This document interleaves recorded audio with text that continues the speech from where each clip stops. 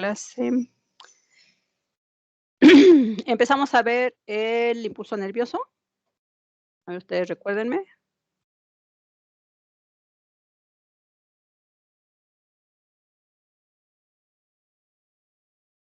Sí, nos quedamos en aplicaciones del potencial de membrana. Bueno, eso fue lo último que anoté. Ajá, no, pero ya habíamos visto, ¿no? Que era el potencial de membrana, que se necesita para hacer el proceso completo de, bueno, antes de esta, es que tengo aquí una serie de conceptos. A ver, permítanme. Esta fue la que les entregué ayer. Nada más déjame ver. Tengo una diapositiva de conceptos. Nada más para redondear, no quiere decir que. Bueno, ya, bueno, ahorita les cambio la presentación. Sí, a manera de resumen, no sé si revisaron las diapositivas, perdón, las presentaciones de YouTube, los videos. Entonces, bueno, pues ahí puede ser una oportunidad para que pues completen esa información. Yo creo que para hoy no veríamos los videos, si ustedes ya lo pueden ver de forma ya particular, y a lo mejor la próxima clase que tengamos oportunidad también. Bueno, es casi lo mismo, nada más que me interesa que revisemos esta parte, la parte como que teórica de todo lo que dije, porque bueno, pues a lo mejor digo muchas cosas, hablo a veces rápido o no hablo tan rápido, pero hablo con mucha información y pues a veces es difícil discernir qué es lo que me interesa o lo más importante de todo, ¿no? Entonces, de lo que vimos la clase pasada, ¿sí? Tiene que ver con el potencial de membrana, que habíamos dicho que potencial de membrana era esa polarización que tiene la membrana cuando hay más concentración de iones de un lado que del otro.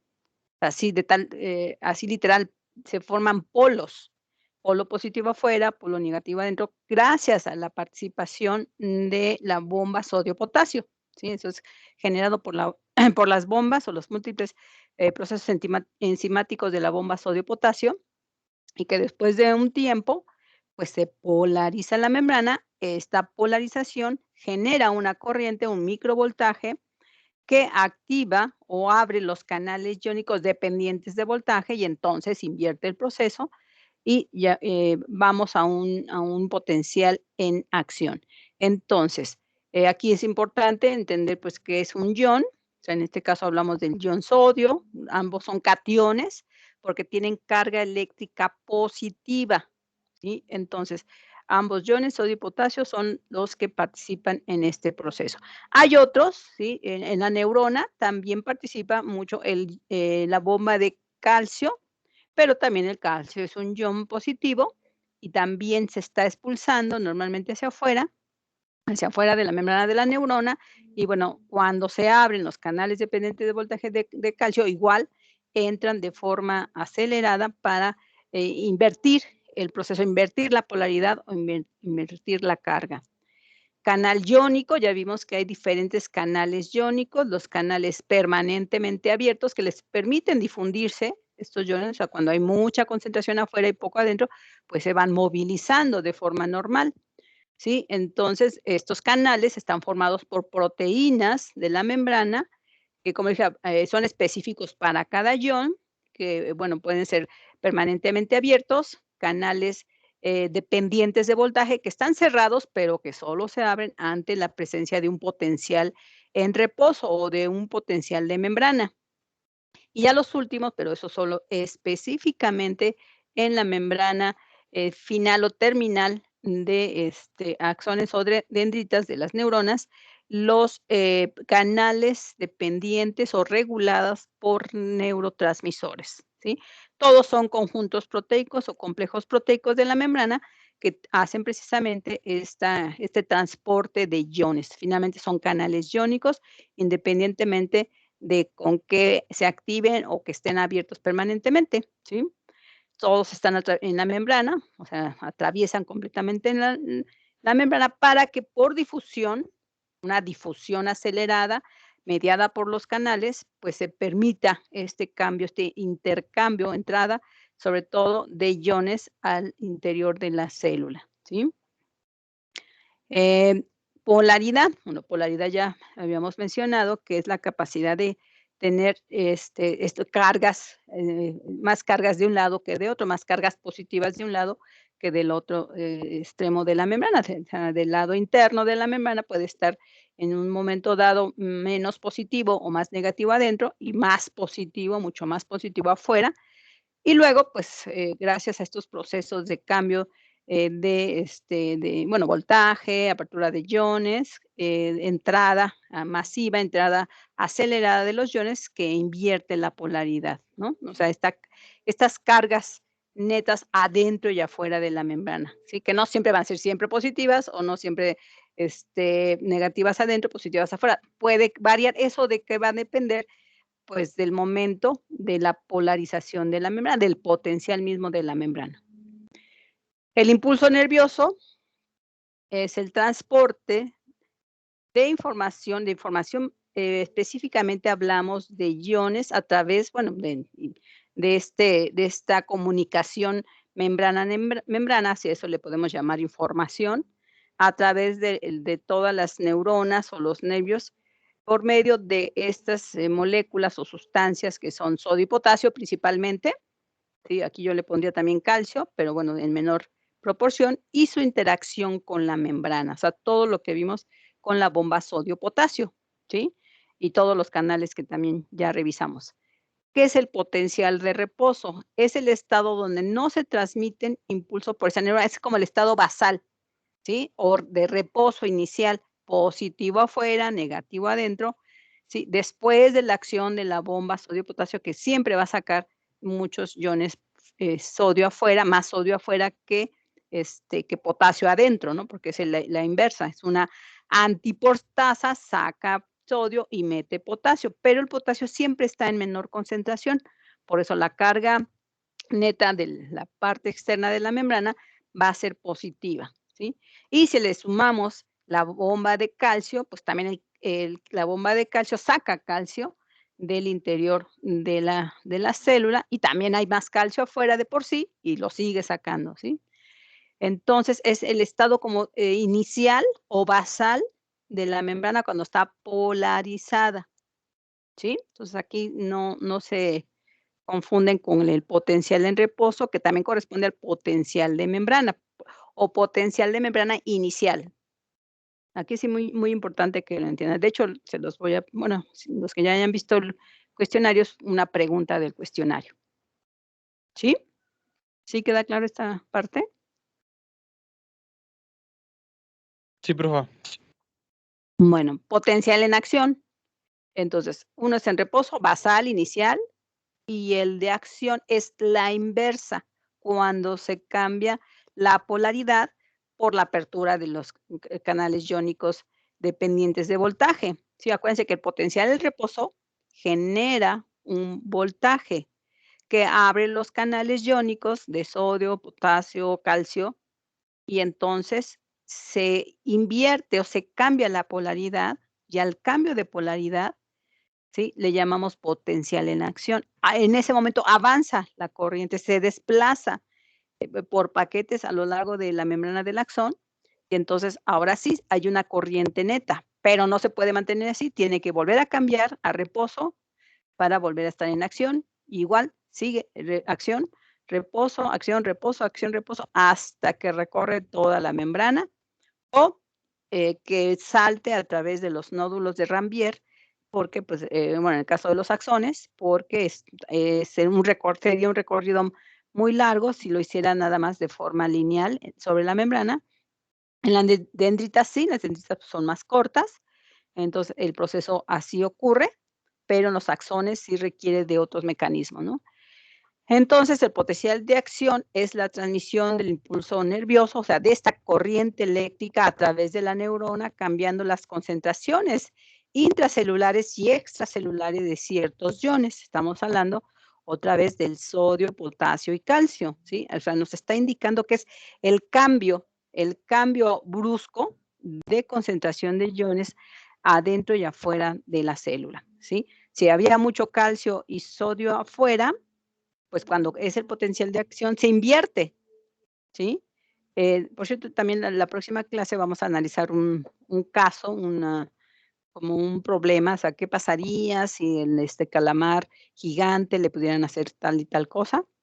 Y ahí eso se entiende, bueno, así se pudo investigar qué iones estaban cuando ocurría el potencial en acción. ¿Por qué? O sea, esto, como les dije, pues se hizo a través de una serie de investigaciones que lo que se mide no es cómo se va o cómo ocurre en la membrana, sino qué es lo que hay en el líquido extracelular antes y durante y después del impulso nervioso, ¿sí? Entonces, se hace, de forma indirecta, ¿sí? Porque, pues, no podemos ver, o los investigadores no podían ver exactamente qué pasa a nivel de membrana, ¿no? Porque estamos hablando a nivel molecular. Bueno, entonces, podría haber algunos sinónimos o algunas cosas repetidas, por ejemplo, potencial en reposo se da gracias al potencial de membrana. ¿Y qué es el potencial de membrana? La polarización. Una vez que se polariza, se genera el voltaje y entonces le llamamos potencial de reposo, ¿sí? Entonces, el potencial de membrana es el voltaje que le da a la membrana, o sea, la corriente, la microcorriente, el microvoltaje que se da en la membrana por la diferencia de concentraciones de iones en ambos lados de la membrana. Que si hablamos de potencial en reposo, es positivo afuera, negativo adentro. Si hablamos de potencial de acción,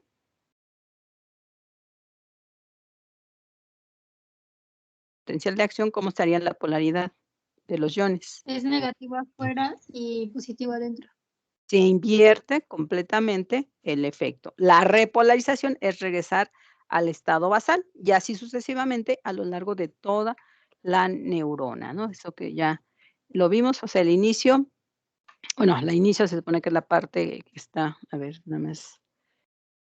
Estas las quité porque se me hicieron un poquito feas de resolución, las que puse se ven un poquito mejor, ¿no? Entonces, bueno, esa es otra presentación que no les pasé ayer, pero bueno, sí era importante, los enunciados para que quedara claro. Entonces, iniciamos con una membrana polarizada, positivo afuera, negativo adentro, en estado o potencial en reposo, ¿sí? Lo que llamamos potencial en reposo, ¿sí?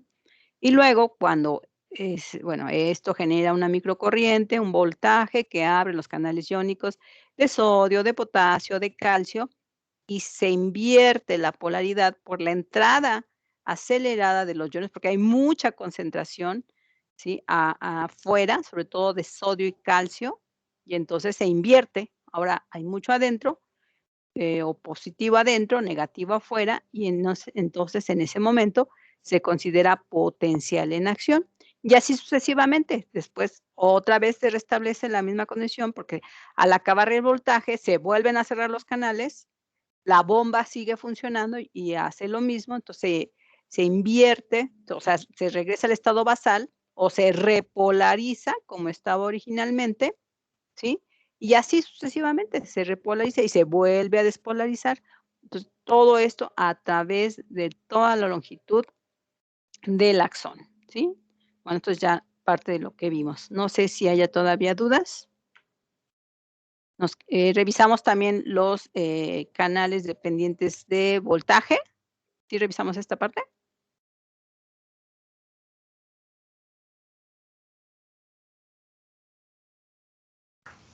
Sí, profe. Bueno, entonces díganme hasta dónde llegamos. Vimos las formas de las neuronas, vimos los canales, o sea, cómo ocurre el proceso, cómo va a través de la membrana, cómo ocurre en una fracción misma de la membrana de la neurona. Bueno, creo que llegamos hasta aquí, ¿no? Sí, hasta aquí nada más. Sí. Déjenme. Ajá.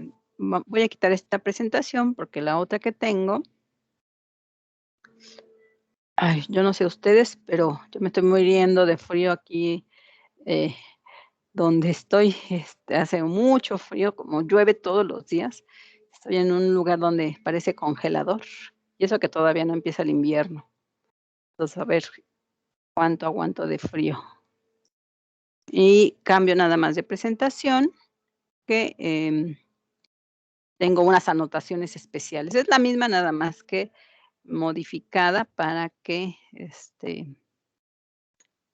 se puedan ver algunos detallitos, ¿no? Bueno, entonces nos quedamos en esta diapositiva donde, bueno, se explica, bueno, veníamos del proceso, pues, de la transmisión del impulso nervioso, ¿sí? Que es saltatorio, porque las regiones que está aislada, donde está la vaina de mielina, que es otro grupo de células externas, o sea, no son parte de la misma célula, sino otras células se encargan de hacer como un aislamiento, una envoltura. De hecho, es como células que se enrollan así, formando como hasta incluso una especie como de roles o como de cilindros concéntricos, o sea, lo literal lo envuelven, pero dejan pequeñas regiones aisladas o desnudas de membrana del axón, que se conocen como nódulos de Ranvier. Entonces, el impulso nervioso o la corriente salta, va de nódulo a nódulo, de nódulo a nódulo, en cada el primer nódulo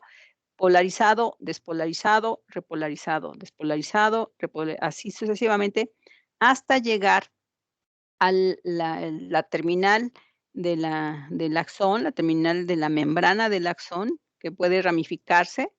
Normalmente se ramifica, pero también puede ser una terminal única, ¿sí?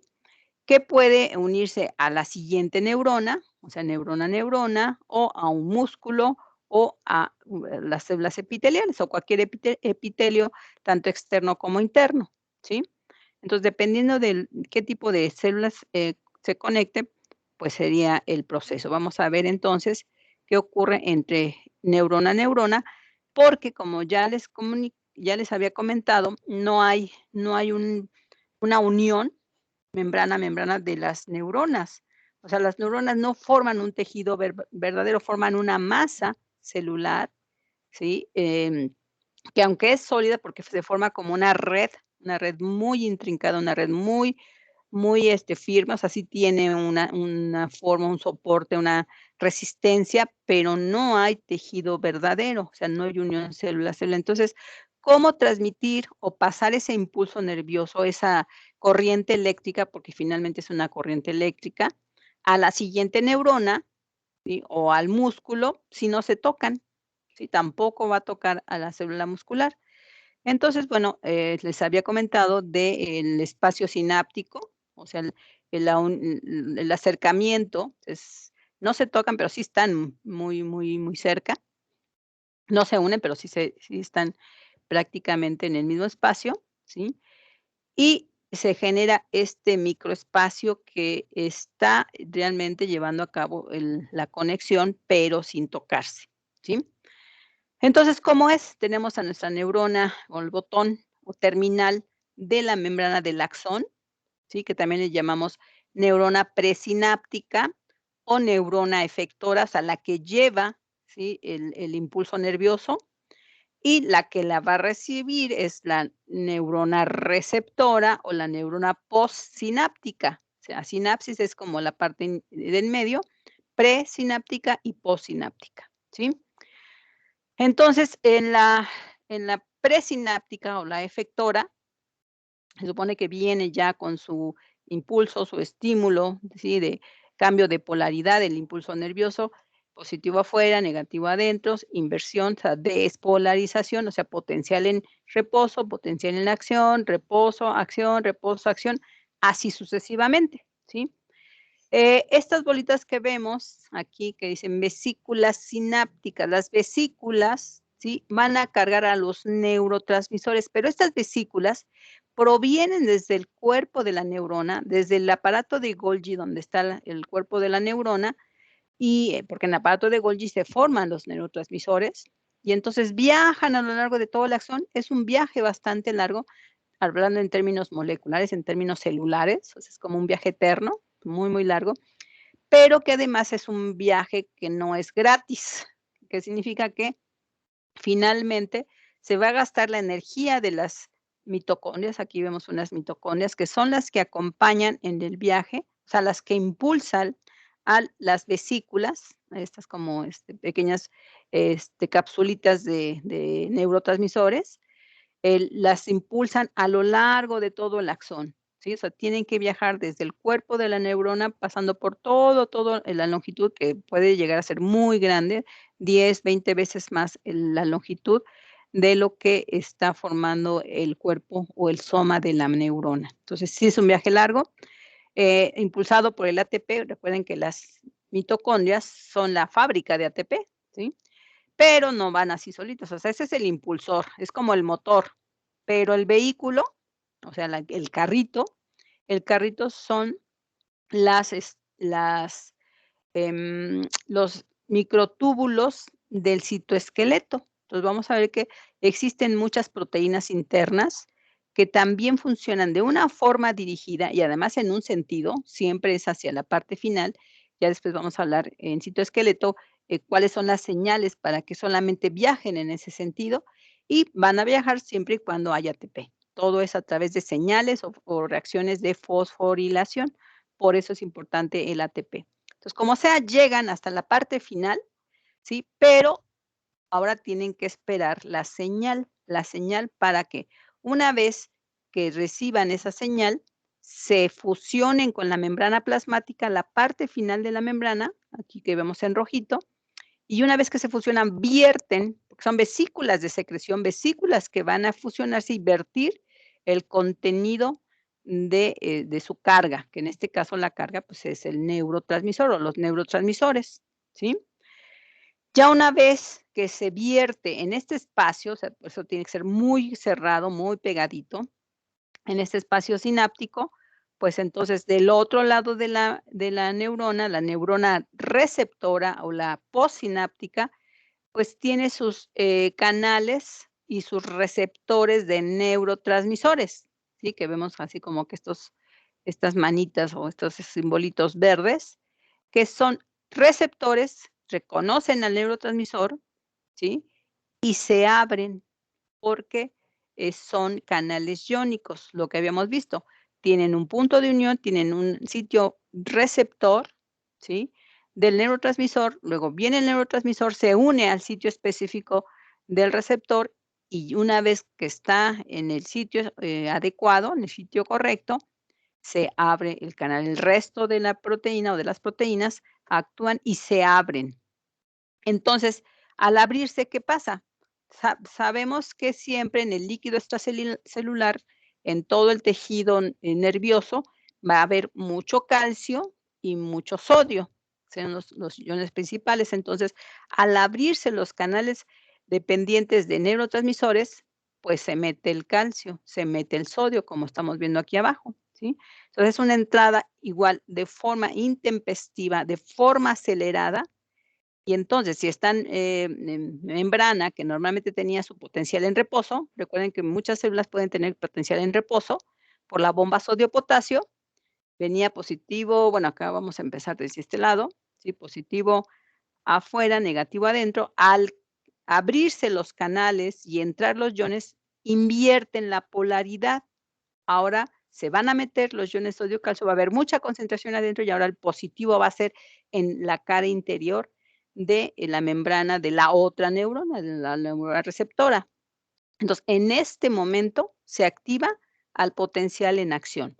Venía de un potencial en reposo, normal, basal, y el hecho de que entren los iones por los canales dependientes de los neurotransmisores, o sea, aquí los neurotransmisores son los que van a hacer la señal para que haya un cambio o se lleve o se establezca el cambio de polaridad de la membrana de potencial en reposo a potencial de acción, y luego eso se va a transmitir a lo largo de toda la membrana. Puede ser otra neurona, puede ser las dendritas, normalmente aquí sería axón el que termina, y va a recibirla las dendritas de la otra neurona. Siempre es axón dendrita o dendrita, ¿sí? A lo mejor la anterior, la presináptica, puede ser una dendrita y la postsináptica otra dendrita, o sea, membranas de la otra neurona, ¿sí? No siempre es axón dendrita. Hay neuronas que no tienen axones.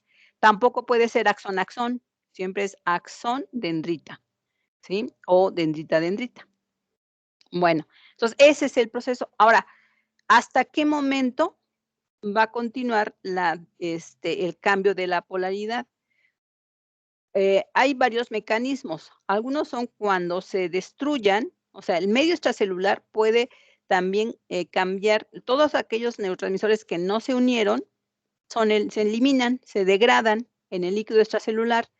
En otras neuronas pueden, depende del tipo de neurotransmisor, hay muchos tipos de neurotransmisores, pueden también reabsorberse, o sea, regresar por un mecanismo de endocitosis, o sea, el proceso inverso, ¿sí? Capturar en vesículas endocíticas, como fagocitosis o pinocitosis, hacia el interior y reciclar parte de esos neurotransmisores y esperar que la señal va a ser la entrada de calcio para que se vuelvan a vertir. Entonces, hay una serie de señales, todas son señales químicas en este caso, ¿sí? Entonces, es en forma general la continuidad, o sea, cómo se continúa o cómo se transmite el impulso nervioso de una neurona a otra sin tocarse, ¿sí? Bueno, no sé, posiblemente igual aunque se tocaran, aunque formaran tejido, pues, son membranas independientes, cada célula tiene su propia membrana. Entonces, es poco probable, aunque se peguen, aunque se unan, que se pueda transmitir esta misma corriente, ¿sí? Entonces, es muy posible que también, aunque sean, células que se junten, que haya una unión real, tendría que pasar algo igual, algo parecido, ¿no? Finalmente es un espacio, pues sí se tocan, pero no se unen, ¿sí? Esa es la diferencia. No es suficiente esa corriente eléctrica, esa microcorriente eléctrica, para transmitirla a la siguiente neurona. Necesitan también procesos de apertura de canales, todo es a través de transporte de solutos o transporte de iones de una membrana a otra, aunque se tocaran, ¿sí? ¿Qué es lo que ocurre, por ejemplo, en la neurona músculo? La neurona músculo sí se toca, pero no se une, sí se toca, pero no es suficiente para hacer este cambio de polaridad de las membranas de la siguiente célula, ¿sí? ¿Sí se entiende más o menos?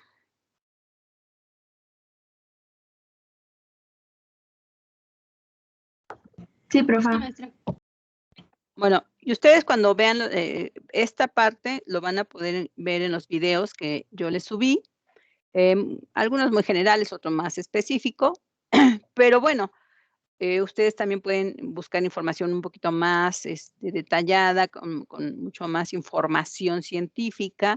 Eso va a depender, pues, de en dónde lo busquen, dónde encuentren esa información, ¿no? Y qué tanto les interesa el tema, porque como les digo, este tema da para mucho, ¿sí? Para un curso completo, para una carrera completa.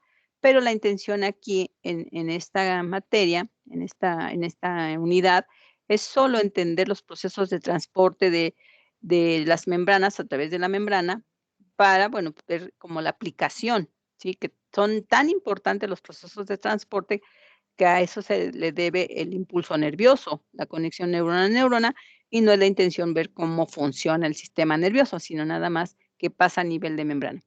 Pero bueno, pues si quisiéramos resumir esta parte que pues es como un resumen muy general, muy, a lo mejor muy burdo, pero pues sería como que lo mínimo necesario que ustedes tendrían que comprender para poder explicarse o para poder tener así un aspecto muy general del impulso nervioso. Entonces yo encontré esta diapositiva que resume el impulso nervioso en 7 pasos, o sea, como que es algo muy, muy general, ¿sí? Pero que lo que me interesa saber es cómo es el proceso de cambio de polaridades o paso de moléculas o de iones a través de la membrana, que ese es nuestro objetivo.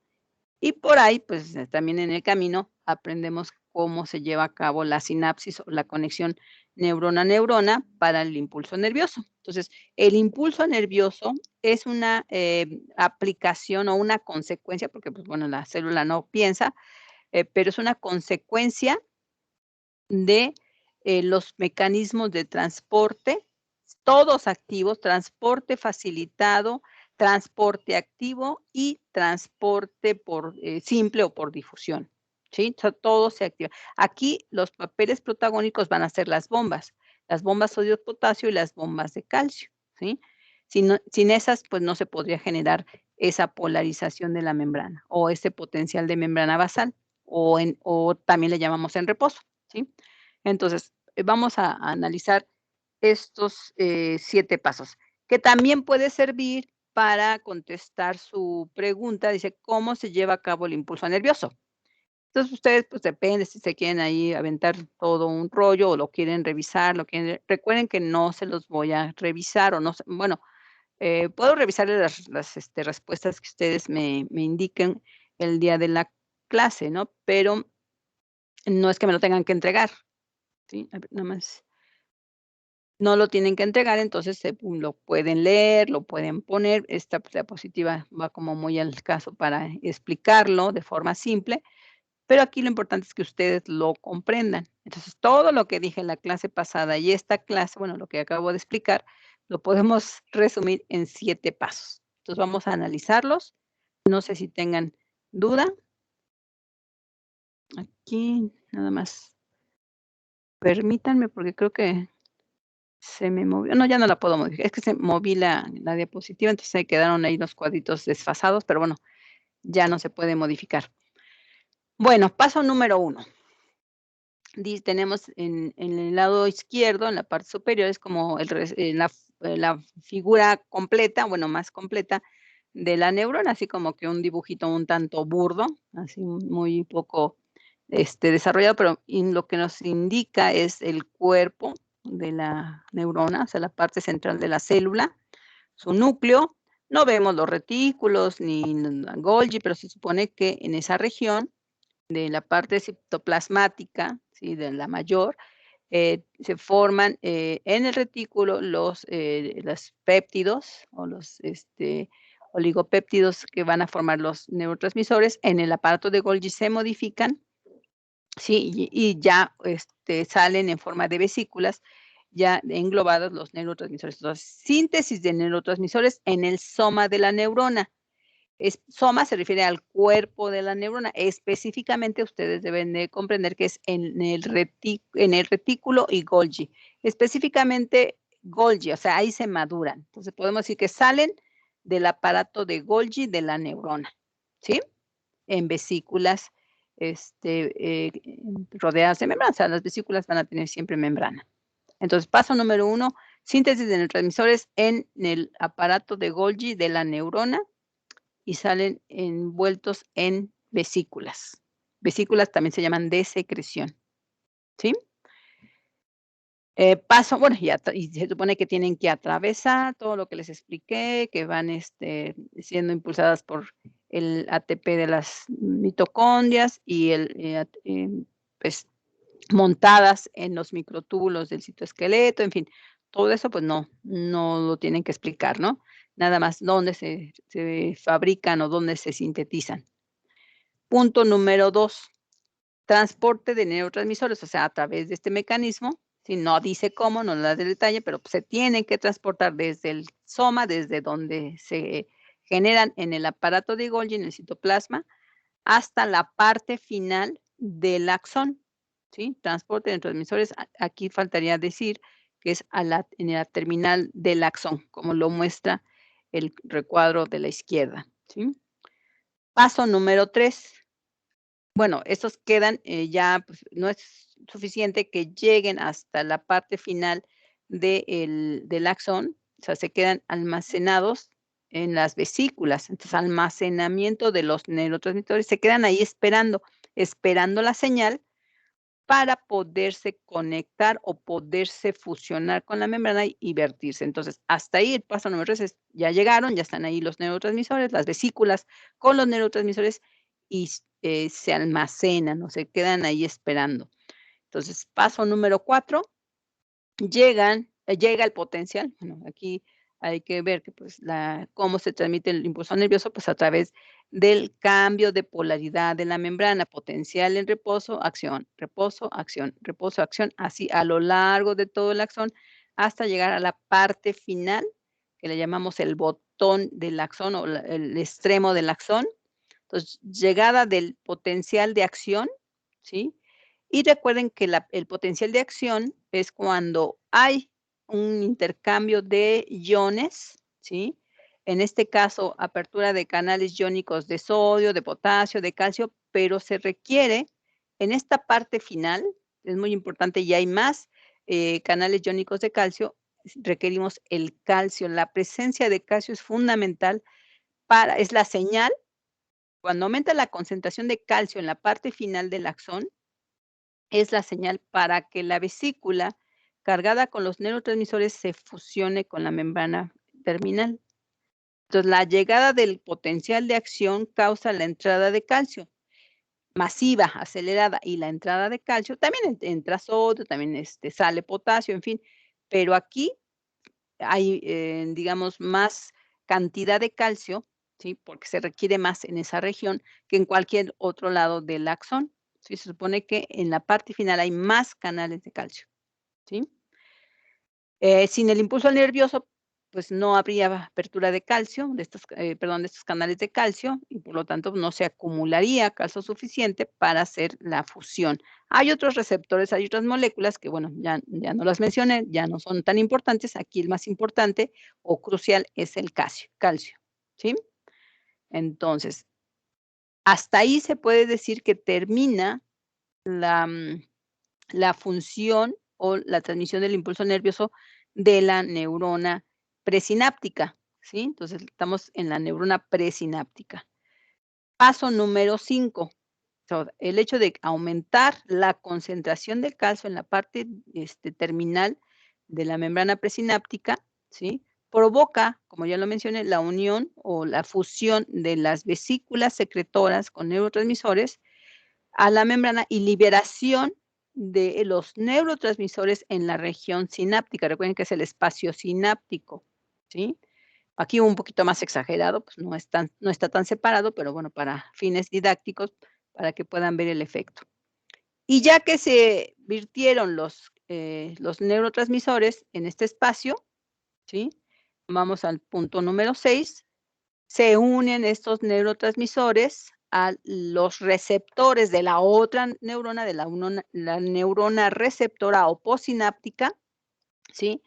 Y una vez que se unen a los receptores específicos de estas proteínas de membrana, pues se abren porque también son canales iónicos dependientes de neurotransmisores, generando o cambiando la polaridad de la membrana. La membrana, esta neurona, tenía un potencial en reposo, un potencial básico, el potencial de membrana inicial, que es positivo afuera, negativo adentro. Cuando entran de forma masiva los iones de calcio y sodio.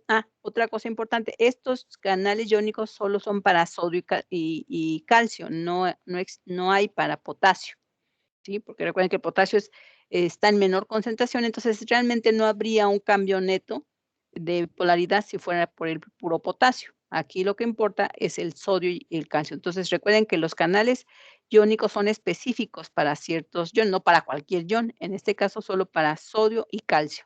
La entrada, otra vez acelerada del calcio en la neurona postsináptica genera pues el cambio de polaridad, se genera el potencial de acción, pero de la otra neurona, la neurona que recibe, y entonces se va a transmitir a lo largo de la siguiente dendrita, o sea, la siguiente célula, la siguiente neurona, hasta pasar por todo el cuerpo de la neurona y todo el axón de la neurona hasta la siguiente neurona, ¿sí? Entonces, es como la señal, es como el inicio para que se transmita el siguiente potencial en acción de la siguiente membrana. Paso número 7. Sí, bueno, y hasta ahí acaba la función de la la presináptica, pues también, como les dije, algunos neurotransmisores son recuperados, ¿sí? A través de algunos canales o algunos procesos de fagocitosis o de endocitosis y entran al citoplasma. Ya en el citoplasma, ya no como vesículas, entran al citoplasma y ahí son eliminados o destruidos, ya no vuelven a funcionar, o algunos también pueden ser eliminados en el mismo sitio, en el espacio sináptico, en el espacio intermembranal entre las dos células, porque si se queda aquí el neurotransmisor eternamente, pues entonces la neurona postsináptica puede estar constantemente estimulada. Recuerden que el proceso de estímulo debe ser nada más en instantes, solo debe ser regulado no deben mantenerse constantemente ahí los neurotransmisores. Normalmente tiene que bajar la concentración o destruir los que están en exceso, porque una sobreestimulación pues genera ciertos cambios. Por ejemplo, cuando se consumen ciertas drogas que afectan el sistema nervioso, pues pueden estar sobreestimulando tanto la producción de neurotransmisores o mantener constante la concentración de neurotransmisores en el mismo sitio. Y eso pues ya no es tan bueno, o sea, porque no se debe mantener de forma indefinida, sino nada más es temporal, ¿sí? Entonces, son los 7 pasos, pues, importantes, esenciales, para poder explicar cómo se lleva a cabo el impulso nervioso de neurona a neurona, ¿sí? Es un pequeño resumen. ¿Dudas? No, profesora. Disculpe, maestra. ¿Puede repetir lo último que dijo, por favor? ¿De qué, perdón? ¿Cuál? ¿Qué parte? Sobre la sobreestimulación y acumulación constante de de los neurotransmisores. de los neurotransmisores, o sea, ¿cuándo va a dejar de vertir o de secretar a los neurotransmisores? Cuando la concentración de calcio disminuya. O sea, si hay mucho calcio en la parte donde están las vesículas, pues es la señal o parte de la señal para que se vierta o se transfiera los neurotransmisores al espacio entre neurona a neurona. Cuando va a terminar la concentración de calcio, cuando la bomba de calcio vuelva a sacar al calcio, cuando se invierta otra vez la polaridad, ¿sí? Entonces, se cierran los canales dependientes de voltaje de calcio y otra vez vuelve al estado basal, positivo afuera, negativo adentro, ¿no? Entonces disminuye. Por lo tanto, ya no va a haber suficiente concentración de neurotransmisores y los receptores de la otra neurona pues no se van a abrir, se van a cerrar. Ahí, si se cierran, pues ya no hay estímulo. Otras estrategias es que regresen a la célula y ser eliminados en la célula que lo produjo, ¿sí? Otra es que algunos neurotransmisores se destruyen en el mismo espacio intermembranoso o en el espacio sináptico, ¿sí? Porque el estímulo no puede ser constante, o sea, no pueden estar abiertos constantemente los canales iónicos, los dependientes de neurotransmisores. ¿Por qué? Porque incluso el impulso nervioso se puede cortar o se puede sobreestimular. Porque recuerden que algunas neuronas, bueno, más bien algunos neurotransmisores lo que hacen es, todos estimulan, todos abren los canales, pero no siempre se requiere que estén ahí, porque si no, sobreestimulas la acción de la membrana, la acción de la otra neurona postsináptica. Y aquí nada más estoy hablando de 2 células, pero sabemos que el tejido nervioso, pues, es infinito, o sea, son millones y millones de células, ¿sí? Entonces, no puede mantenerse permanentemente ahí la secreción de neurotransmisores, solo donde se requiere, donde se necesita. Ahora, hay ciertas drogas, ¿sí? Prescritas o no prescritas, recuerden, drogas me refiero en general, hasta los medicamentos son drogas, aunque sean recetados, que tengan que ver con el sistema nervioso, ¿sí? Pueden, ya sea bloquear, hay algunos que bloquean la sinapsis o sobreestimulan la sinapsis. Hay de los 2, los que activan, o sea, que constantemente se estén conectando, o que inhiban el proceso, ¿sí? Entonces, eso, pues, no es bueno, o sea, no es bueno que no, sobre todo cuando se inhibe, es cuando no hay respuesta, cuando puedes llegar a estados, por ejemplo, de inconsciencia, de no tener actividad cerebral, en fin, pues, muchos efectos, como les digo, muy complejos, muy difícil. No soy neuróloga, pero bueno, de lo poco que sé del sistema nervioso, ¿no? O a lo mejor no la inconsciencia completa, ¿no? Sino, no sé, a lo mejor, no tener una respuesta rápida y estar, pues, no sé, como mareados, como que no reaccionan, aunque no estén inconscientes. Entonces, hay muchos efectos, muchas formas de dejar de estimular, o todo lo contrario, ¿no? Que están activos y que no se duermen y que hacen mil cosas y que no sienten dolor, o sea, son muchos efectos cuando hay una sobreestimulación, ¿sí? Pero como les dije, eso no vamos a hablar mucho de eso porque, pues, no es el tema, ¿sí? Gracias, maestra. Muy bien. Bueno, entonces hasta aquí no hay duda. Bueno, ya vimos cómo es la conexión neurona-neurona. Pero cuando se trata de estimular un músculo, entonces ya les dije, bueno, pues hay diferentes tipos de músculos, ¿no?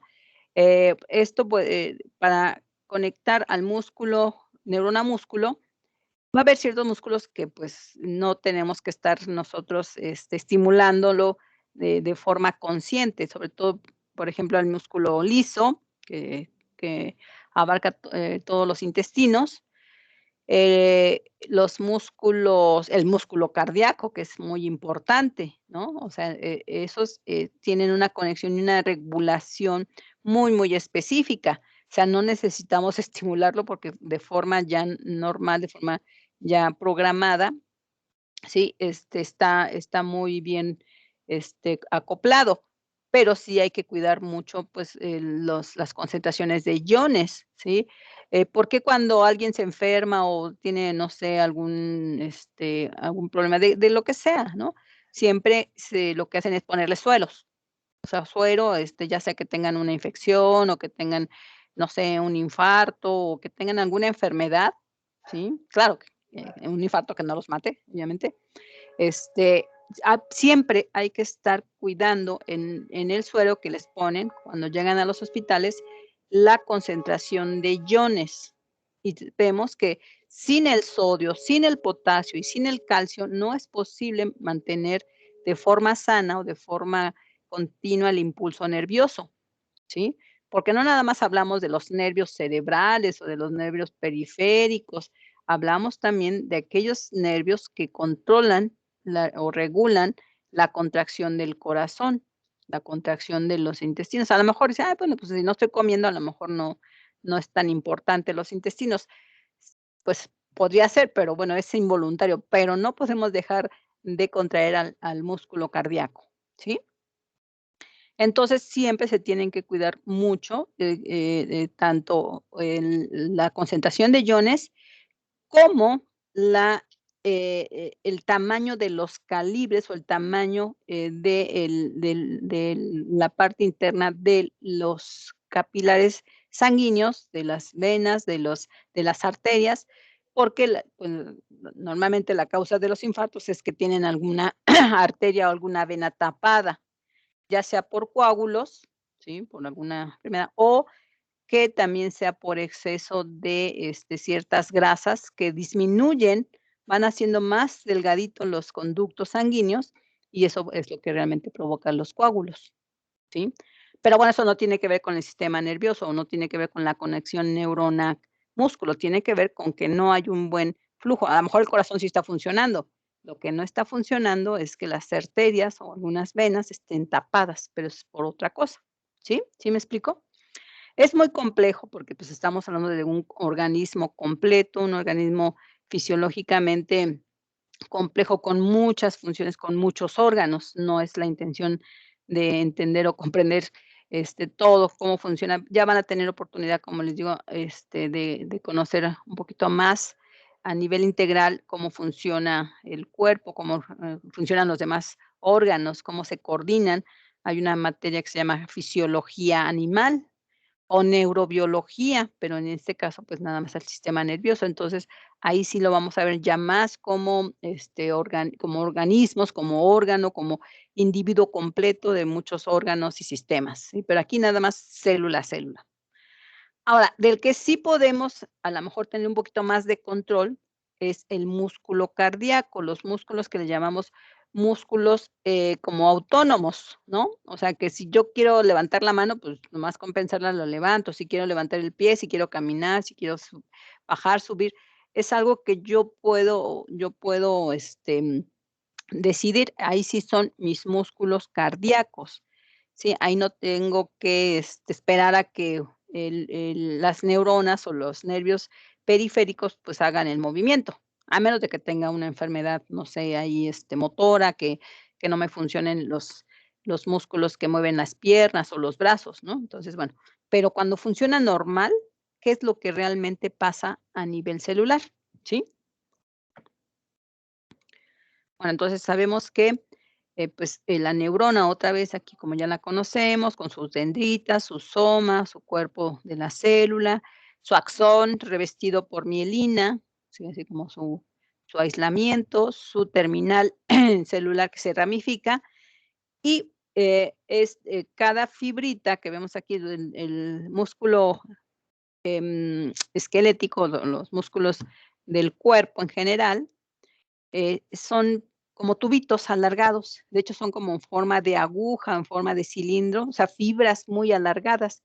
Y el conjunto de fibras, pues, forman los paquetes musculares, que pueden ser muy largos, por ejemplo, en las extremidades, o sea, los más grandes son igual los que están con los huesos mayores, que son de las piernas, ¿no? Los fémures y todos esos músculos que envuelven en paquetes ese tipo de huesos, por eso le llaman músculo esquelético, ¿sí? Entonces, pero cada célula, ¿sí? O sea, cada cilindro que vemos aquí es así, o sea, este es un paquete de 2, 4, 6, 7, ¿sí? 2, 4, sí, 7 células. Este pequeño paquetito tiene 7 células alargadas o cilíndricas, pero muy, muy largas, ¿sí? Entonces, ¿cómo sería una sola célula? Y bueno, puede ser una neurona que conecte a las 5 células, normalmente, o una neurona, una célula, o bueno, varias neuronas, un paquete muscular.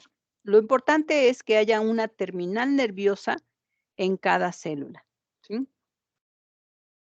Entonces, tenemos que, bueno, puede ser conexión neurona, ¿sí? Neurona, axón, ramificación, axón dendrita o dendrita. Hay algunas neuronas que no tienen axones, que le llamamos astrocitos. Entonces puede ser axón, dendrita, dendrita,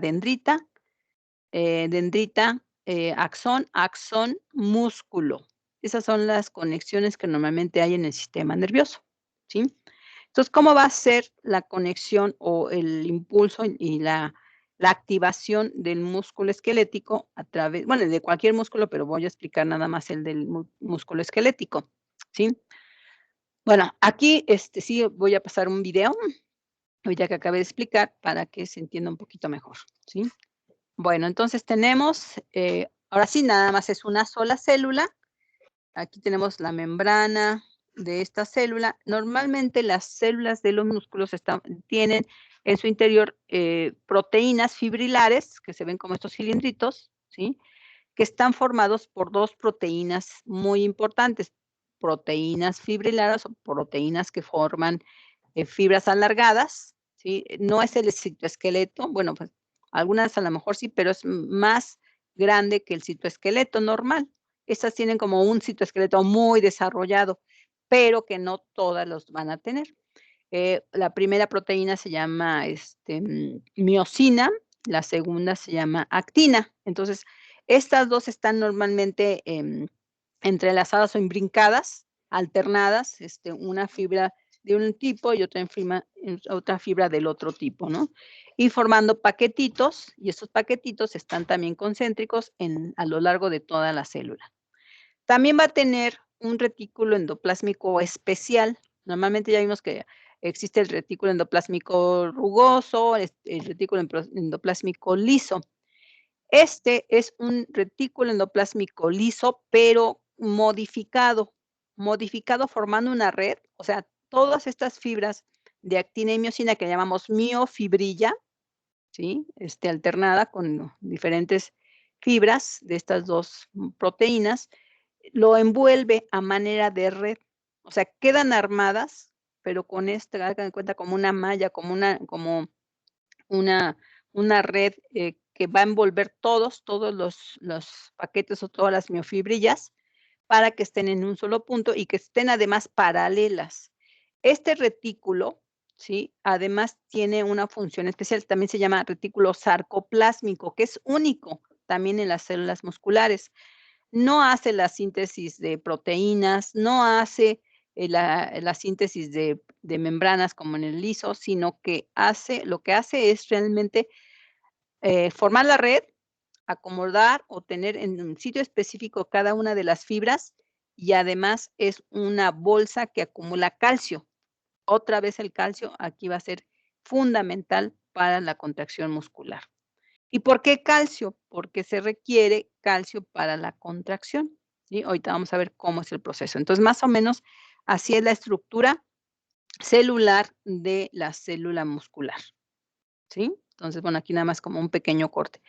Por la parte de arriba tenemos una terminal nerviosa, o sea, un extremo de un axón, bueno, puede ser axón normalmente, el sistema nervioso periférico que conecta prácticamente todas nuestras extremidades y todo nuestro músculo esquelético está dado por el sistema nervioso periférico.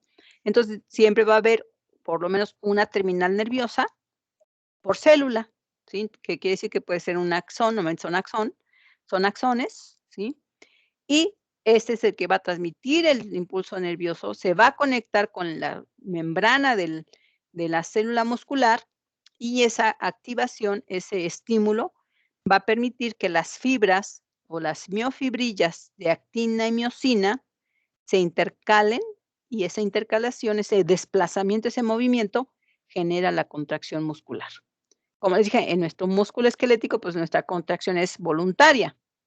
Pero igual si ya no queremos contraer el músculo, pues, lo relajamos.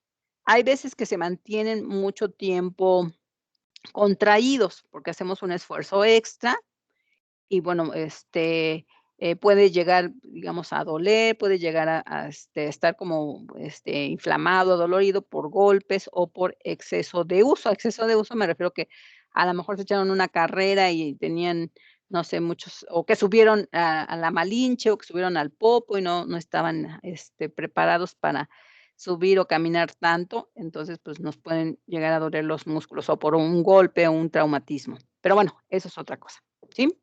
Entonces, ¿ya ubicamos más o menos cómo está la estructura?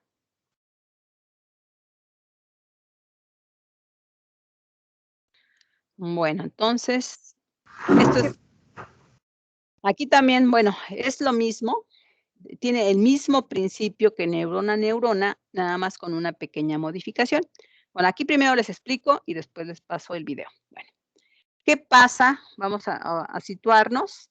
Tenemos arriba en la parte izquierda, tenemos a la neurona, el axón terminal de la neurona. Ujú. Aquí nada más se representa una vesícula con sus neurotransmisores, en este caso la acetilcolina. Representan un canal iónico de calcio. Recuerden que el calcio es fundamental en la parte terminal para que se pueda fusionar la vesícula y se viertan los neurotransmisores en el espacio sináptico, o sea, en el espacio entre la neurona y ahora es la célula muscular. Ya no es neurona, neurona, es neurona, músculo. Abajo tenemos, bueno, no es así ovalada, ya les dije que la célula muscular es muy alargada, o sea, como filamentos alargados. Pero bueno, aquí nada más para ver el juego de membranas. Aquí lo que importa son las membranas. Por el lado de la célula muscular tenemos canales, ¿sí? Regulados por neurotransmisores, en este caso por la acetilcolina, o sea, un canal dependiente de neurotransmisor. También tenemos canales de sodio regulados por voltaje. Igual también en el caso de la neurona, pues sabemos que hay canales de iones, no nada más de calcio, sino de sodio, potasio, que también son dependientes de voltaje en ambas células, tanto la neurona, tanto la célula nerviosa como la célula muscular, ¿sí? ¿Qué más vamos a tener? Aquí vemos algo que, bueno, no es precisamente el núcleo, es el sarcoplasma, o sea, es la bolsa, o sea, esta red de retículo, que le llamamos retículo sarcoplasmático, y que les dije que es un almacén, es como una bolsa, y en su interior, ¿qué tiene? Tiene mucho calcio, es la bolsa cargada de calcio. En la membrana de este retículo tiene una bomba de calcio que bombea a lo largo de toda la superficie de la membrana del retículo, que es interno, tiene mucho calcio. O sea, bombeas calcio en contra de un gradiente de concentración, uniporte en un solo sentido, un solo ion, ¿sí? Entonces tenemos bombas de calcio en la membrana del retículo.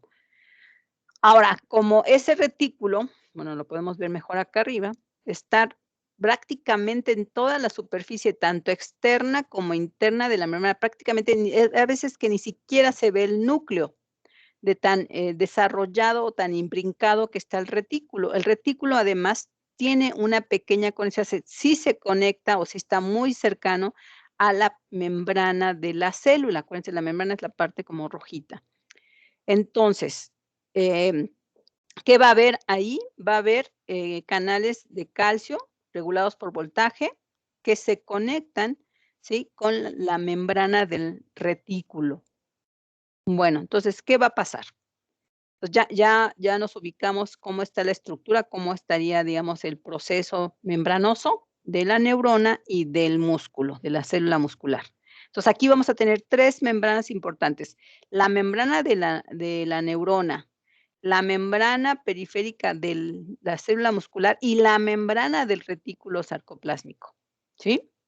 Bueno, entonces, sabemos que la neurona presináptica, la que trae el estímulo, pues va a venir con potencial de acción, de polarización, despolarización, o sea, lleva a cabo el impulso nervioso. Cuando llega el impulso nervioso a la parte final, se abren los canales de calcio, perdón, dependientes de voltaje, se vierte, se acumula la concentración y entonces se liberan los neurotransmisores. Por el otro lado, el músculo, antes de eso, antes de que lleguen los neurotransmisores, pues tiene un potencial de reposo en sus membranas, porque igual tiene bomba sodio-potasio como todas las células, ¿sí? Y más en la neurona y en el músculo hay más que las células normales, ¿no? Y tienen su potencial normal, basal, positivo afuera, negativo adentro, ¿sí? Ahora, cuando ocurre el impulso, o sea, cuando se vierte el neurotransmisor, ¿sí?, por la entrada o el acúmulo de calcio excesivo en grandes cantidades, se vierte el neurotransmisor y se pega a los receptores de la célula muscular. La célula muscular, en ese sentido, se parece a la superficie de las neuronas. También puede ser cómo se comporta una neurona posináptica, ¿sí? Y una vez que se unen los neurotransmisores a ese receptor, se abre canal dependiente de sodio, ¿sí? Y también los dependientes de voltaje, los dependientes de neurotransmisores, y se abre también los canales de sodio, pero del retículo, no nada más en la periferia, canales de calcio, no de sodio, calcio en la periferia de la membrana del retículo sarcoplásmico.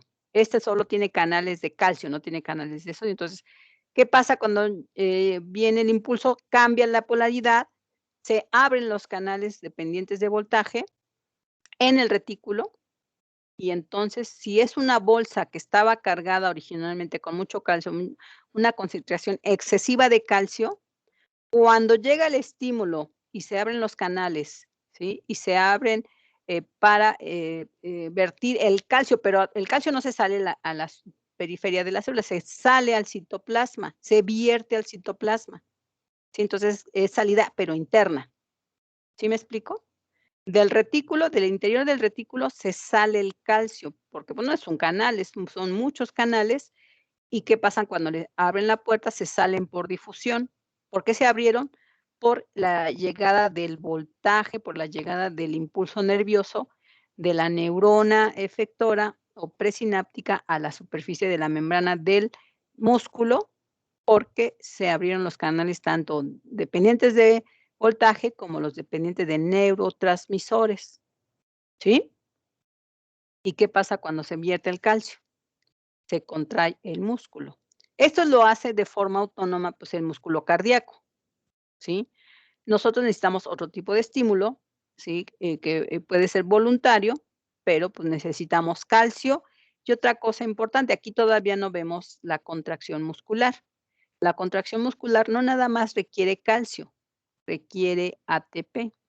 Pero bueno, hasta aquí es el juego de membranas. Ya la contracción muscular ya sería como una función del citoplasma, en el citoplasma, de la propia célula. Pero hasta aquí es, digamos, el juego entre membranas. Membrana de la neurona, membrana de la célula muscular, de la membrana periférica y la membrana del retículo sarcoplásmico de la célula muscular. ¿Sí?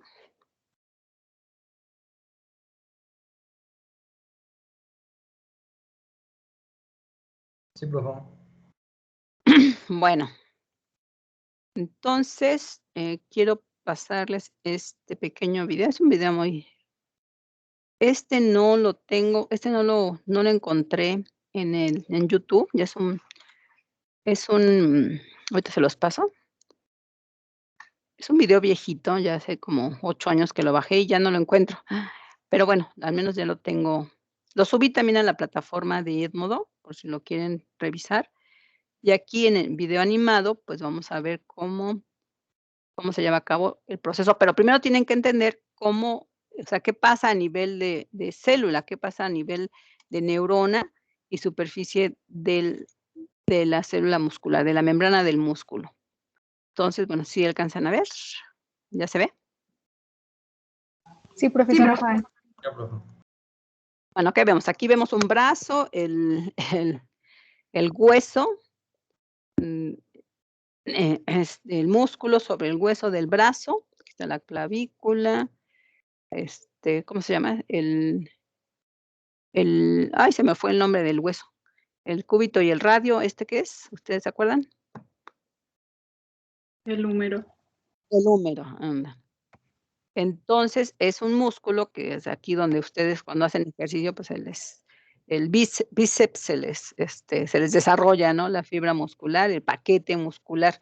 Pero bueno, no me interesa ver tanto el paquete, sino vámonos a nivel celular. ¿Qué pasa? ¿Qué hay adentro? Y además eso es voluntario, ustedes pueden contraerlo y relajarlo a voluntad. Está formado por muchas fibras alargadas de células.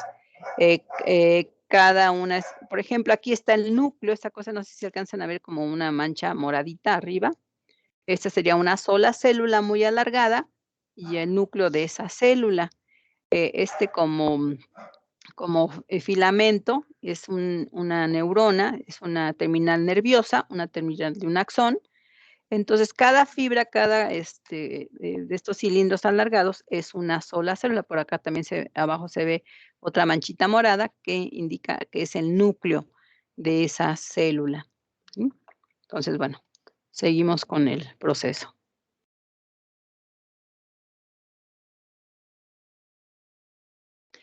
Ahora, aquí tendríamos que cada cilindro alargado es una sola célula, ¿no? Pero ahora, si pudiéramos ver un paquete, o sea, un paquete nos va a indicar que estas fibras de proteínas, ¿sí? Que como les mencioné, está formado por fibras alternadas de una de miosina, otra de actina, miosina, actina. Entonces, pero se da por paquetes, porque es una sola región donde se juntan las dos y se ve más oscuro. Si lo pudiéramos ver al microscopio, veríamos que son como paquetitos, ¿sí? Así que, o sea, como que cada sección donde se ven las ranuras es porque en esa región, pues, no se juntan, no se ven tan cercanas, no se ven tan unidas. Entonces, todo es paquetes, paquetes, paquetes alargados a lo largo de toda la superficie de la célula muscular. Bueno, entonces vemos cómo está. Si lo viéramos con más detalle, ahí está lo que les digo. Una fibra rojita con una fibra amarilla, rojita, amarilla, así sucesivamente. Y lo que se veía como manchita clara es donde nada más hay rayitas rojas. Las rojas son las miosinas, las amarillas son las actinas, ¿sí? Entonces, bueno, se ve oscuro donde hay ambos tipos de fibras. Ahora, la contracción muscular implica que las fibras amarillas se junten los extremos, por ejemplo, así está relajado. ¿Sí? En ese momento podemos decir que el músculo está relajado, la célula, vámonos primero a nivel celular, la célula está relajada. Para que haya una contracción, el extremo de todas las fibritas amarillas se tienen que mover y casi unir. y se desplazan sobre las fibras rojas, ¿sí? Entonces, las fibras rojas tienen así como unos dientecitos. Estos dientecitos son los que mueven a las fibras amarillas y cuando casi se juntan, desaparece este espacio, ¿sí? Porque se van a unir las puntas de ambos lados de las fibras amarillas, ¿sí? Pero para eso, pues se requiere calcio y se requiere ATP. Por eso es que, pues, una persona que hace ejercicio, que lleva, no sé, ya sea ejercicio de alto rendimiento o de bajo rendimiento, pues requiere para generar la contracción, incluso el movimiento, pues mucho ATP, porque esta contracción, este movimiento de fibras requiere ATP y requiere calcio. Y ahorita vamos a ver cómo se lleva a cabo. Entonces, más o menos se van ubicando.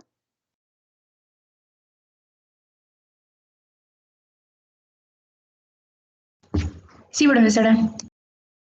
Ahí va. A esas bolitas moraditas son el calcio.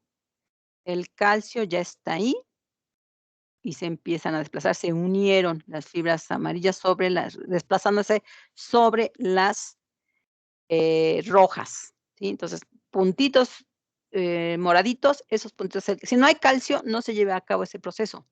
Ahora, ¿cómo ocurre? Vámonos a nivel más, microscópico, más bien molecular, porque pues esto no lo podemos ver, aunque usemos un microscopio muy potente. Lo que sí se ven son las fibras, pero si quisiera ver de forma individual cada molécula, pues ya no podría ser a través de un microscopio, ¿verdad? Ahora, ahí está.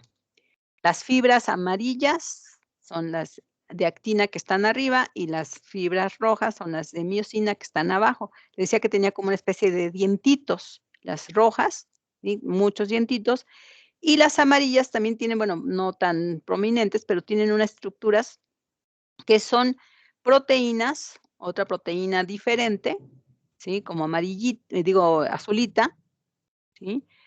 Los iones de calcio que deben de estar siempre en el proceso, la concentración, bueno, tropina es la proteína que también se une a la fibra amarilla, ¿sí? Y la tropina es la que recibe el calcio. Por eso es importantísimo que haya una buena concentración de calcio. Esto ya ocurrió cuando la neurona, ¿sí? Cambió el voltaje de la membrana del retículo para abrir los canales iónicos de calcio. Por lo tanto, ese calcio se virtió en todo el citoplasma. Ya estamos hablando del citoplasma, ¿sí? Pero vamos a ver qué es lo que realmente hace el calcio. Se une a la tropina y la tropina está unida a la actina, a las fibras alargadas amarillitas de actina. Al estar el calcio, cambia la conformación, la unión al calcio, y hace un giro para acercarse a la miosina, a las cabezas de miosina, a los dientecitos de miosina que estaban abajo. Ahí está el calcio, la cabeza de miosina o los dientecitos de miosina que se veían, y ahora viene el ATP. Ya es la primera etapa, la segunda es ATP. Si no hay ATP, no hay movimiento, no hay contracción muscular.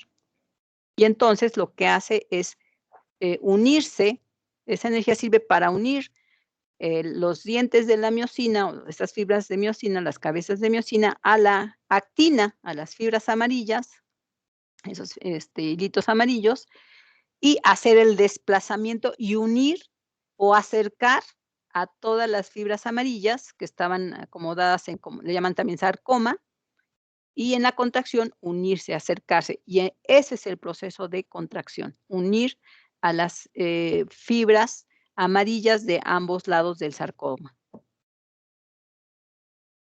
Ese desplazamiento es para unirlas, para acercarlas, porque ahora se van a mover o se van a desplazar hacia la parte izquierda. Viene la energía o la ATP y lo vuelve a mover, lo vuelve a desplazar, así como si estuviera jalando en ese sentido a las fibras amarillas para que se unan. Y vean el calcio que no debe de desaparecer. Si no hay calcio, no se acercan las fibras amarillas. Y ocurre en todo, a lo largo de toda la fibra de miosina y de actina que está en la célula muscular. Ahí está, como si caminaran. Y eso hace que se junten, se acerquen. Bueno, aquí ya no se acercó. Bueno, ahí va el movimiento. Esa es la contracción muscular.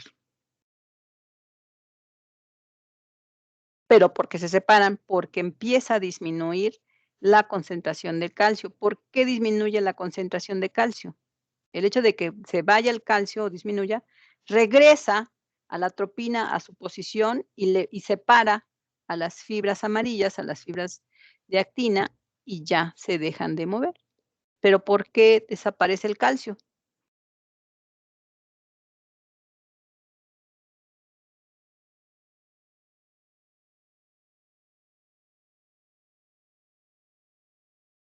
¿Sí?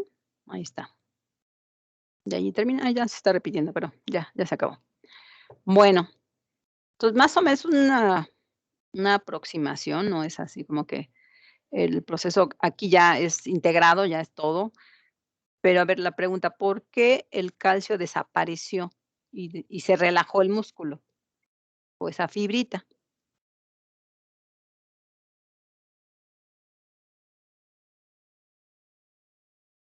A ver, ¿quién me puede decir qué pasó?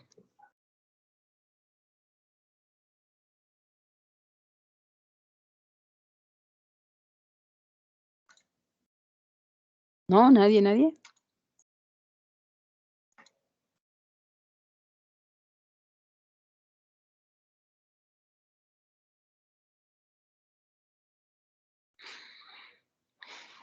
Yo expliqué el inicio del proceso, pero bueno, aquí no se puede ver todo el paso completo. Pero, ¿por qué al final el calcio desapareció o disminuyó la concentración? Si entendemos o entendimos bien todo el proceso de transmisión del impulso, apertura de canales, ¿qué pasó con el calcio?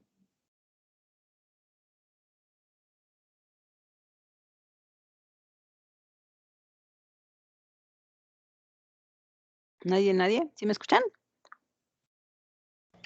Sí, profe, pero no, no sé.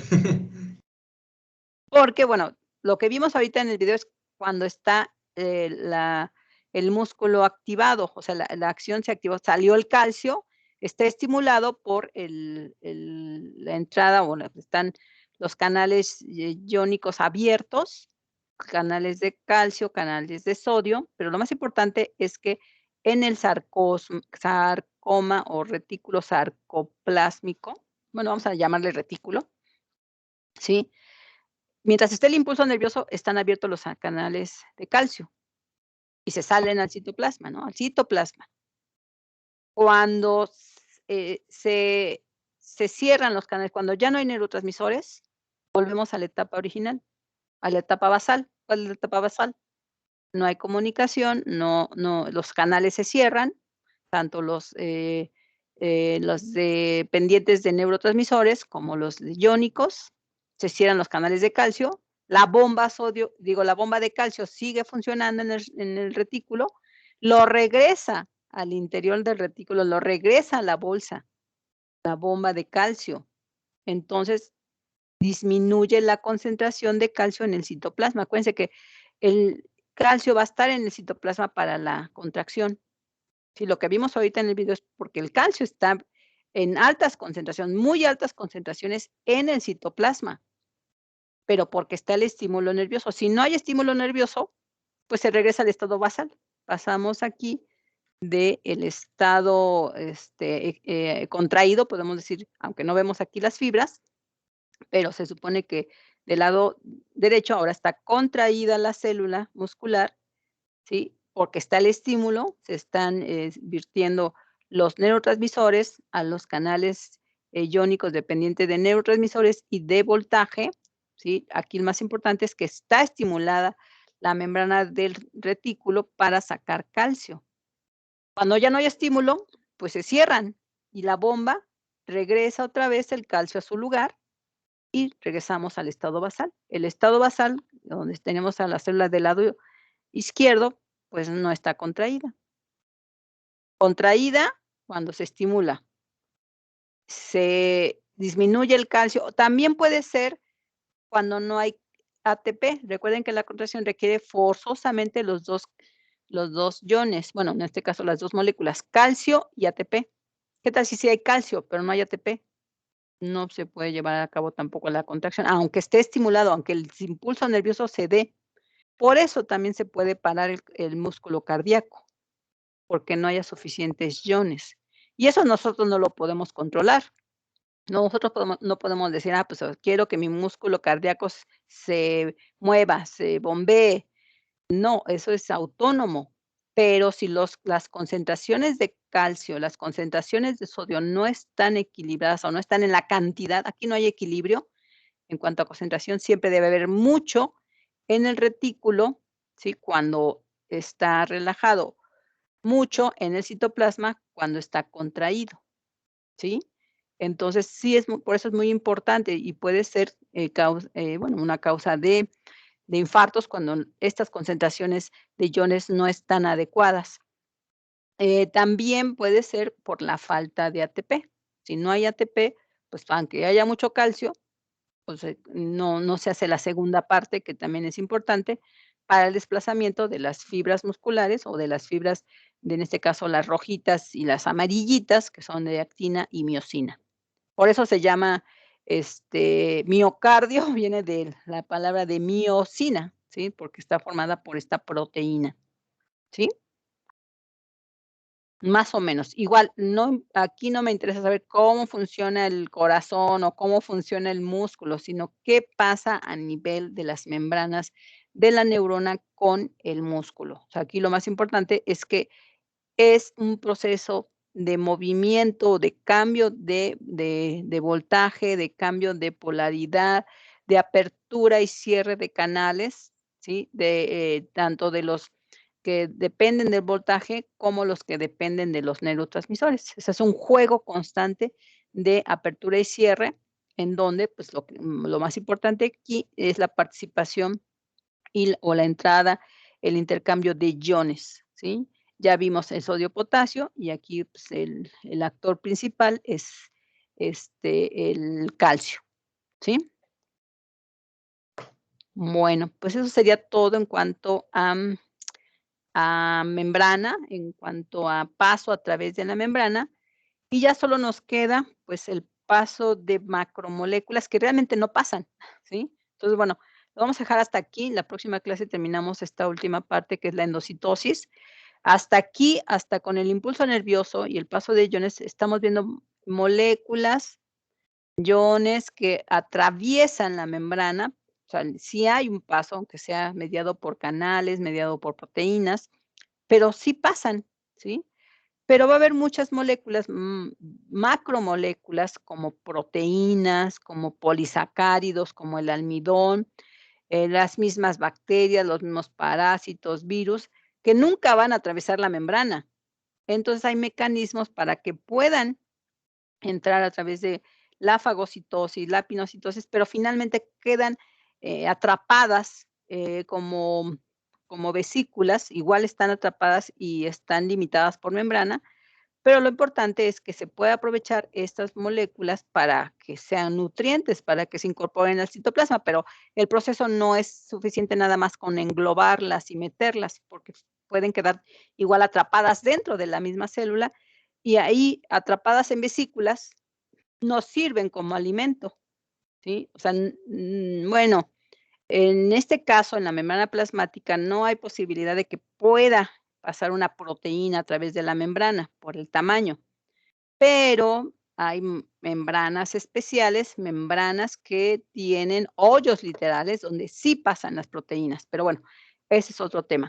La membrana plasmática no hay forma de que puedan pasar macromoléculas y que atraviesen la doble capa lipídica. Entonces, ¿cómo se va a aprovechar estas macromoléculas para que sean parte de los nutrientes? Ahí englobadas en vesículas no sirven de nada. Es lo que vamos a ver la próxima clase. Bueno, pues por mi parte sería todo, no sé, vemos la próxima